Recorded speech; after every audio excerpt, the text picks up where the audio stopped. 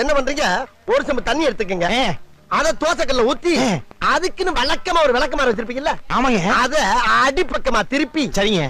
வரட்டுன்னு ஒரு 4 இழுப்பு இழுத்து சரிங்க. நல்லா கழுவி விட்டுருங்க. சரிங்க. ஒரு கிண்ண நிறைய மாவு எடுத்து பெரிய ரவுண்டாவும் இல்லாம சின்ன ரவுண்டாவும் இல்லாம சரிங்க. பொதுவா ஒரு ரவுண்ட ஊத்தி 4-5 வெங்காயத்தை போட்டு அள்ளி பொடி பொடியா நறுக்கி அப்படியே மேலாப்ல பரபரன்னு தூவி விட்டு சரிங்க. ஒரு நீளமான கேரட் எடுத்து அதையும் பொடி பொடியா நறுக்கி சரிங்க. அப்படியே மேலாப்ல பரபரப்பா தூவி விட்டு சரிங்க.